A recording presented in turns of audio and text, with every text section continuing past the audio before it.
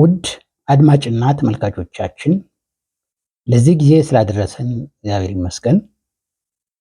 ይህ የተደበቁ ዕንቁዎች ዩቲዩብ መርሃ ግብር ነው። የዛሬው መልእክት ክፍል 2 ተማሪዎች በሁለተኛ ደረጃ ትምህርት ቤት ስኬታማ እንዲሆኑ የወላጆች ድርሻ እንዴት ይገለጻል የሚል ይሆናል። የምንነጋገረው ስለ ልጆቻችን ነው።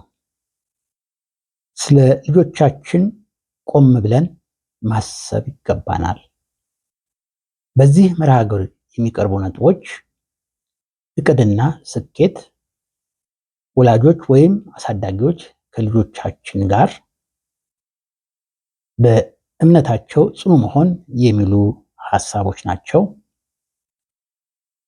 ዶክተር ላሪስ ሄርስክ 2023 እንደተገለጸው ተማሪዎች በሁለተኛ ደረጃ ትምህርት ቤት ስኬታማ እንዲሆኑ የወላጆች ድርሻ የሚያሳዩ 5 ነጥቦች ተገልጸዋል።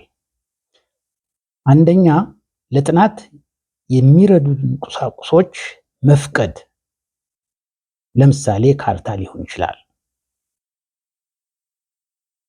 እቅድ ስኬታማ ያደርጋል። ተማሪዎች ትምህርትን ባቀዳችሁት እቅድ መሰረት አጥናት። ሊቃውንት እንደሚገልጹት 50% የተማሪዎች ድርሻ ነው ሲሉ ነው የሚገልጹት። አሁን እዚህ ላይ እናንተ በጣም ብዙ መስራት ይጠበቅባችኋል። ይህን ማጤን ያስፈልጋል። ፍላጎታችሁን ለትምህርት ከፍ ማድረግ ይገባችኋል።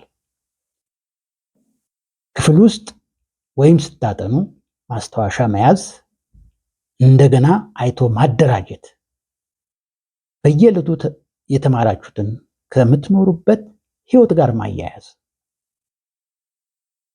ወላጆች ልጆች መረዳታቸውን ለማወቅ ጥያቄ መጠየቅ፣ እንዲሰሩ ማድረግ።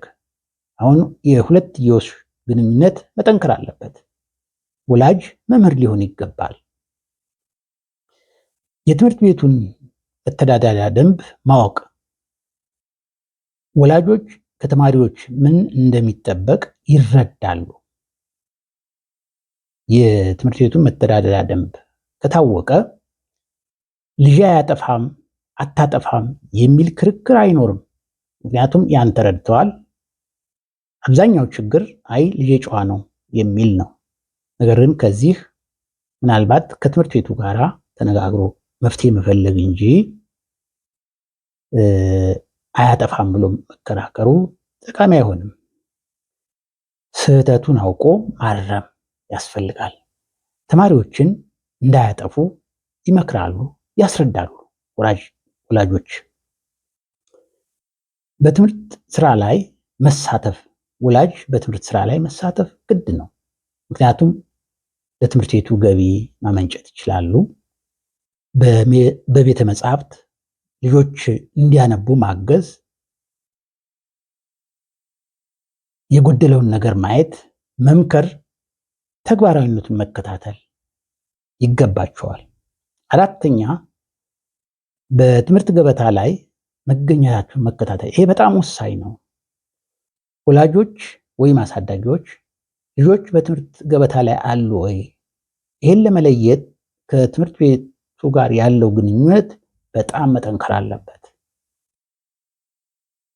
ምናልባት ህመም ላይ ከሆነ ትምህርት ቤት መሄድ ሊያስቸግር ይችላል። ይህንም መረዳት መመርመር፣ ምንድን ነው ያጋጠመው ችግር? ትምህርት ቤት አልሄድ ካለ ምናልባት ከሰዎች ጋር ያለመግባባት ፈጥሮ ሊሆን ይችላል፣ ወይም የጎደለው ነገር ይኖራል። ያን መርምረን ልንረዳው ይገባል። ምክንያቱም ትምህርት ቤት እንዳይቀር ልጆቻችንን መረዳት ማዳመጥ እና የእሱን ወይም የእሷን ችግር መጋራት ተገቢ ነው የሚሆነው። በትምህርት ቤት በዕለቱ ያሳለፈውን ጊዜ መነጋገር። ዛሬ ምንድነው ሲሰራ የዋለው ልጄ? ምንድነው ስትሰራ ያልሽው? የሚል ሐሳብ ማንሳትና መነጋገር ተገቢ ነው።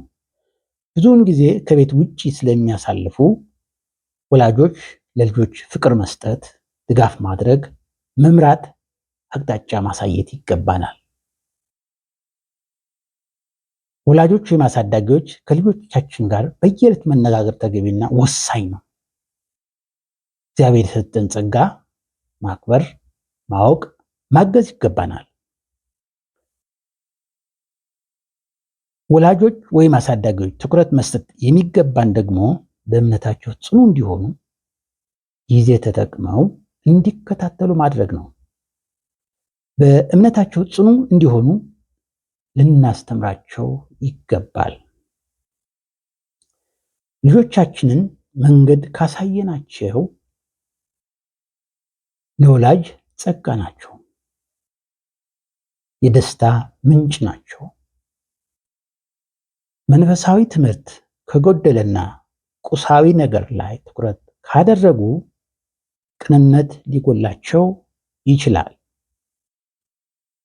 ለመንፈሳዊ ትምህርት ትኩረት ከሰጠን ልጆቻችን በእምነታቸው ጽኑ ከሆኑ እውነተኛ ስራ የሚያከብሩ፣ ለመልካም ስራ ቅድሚያ የሚሰጡ ይሆናሉ። ማንበብ የህይወት ፋና ነው። መምህርና ደራሲ ነጋ ገረሙ ታምራት ነኝ። ለዛሬ አበቃን። መልካም ሳምንት።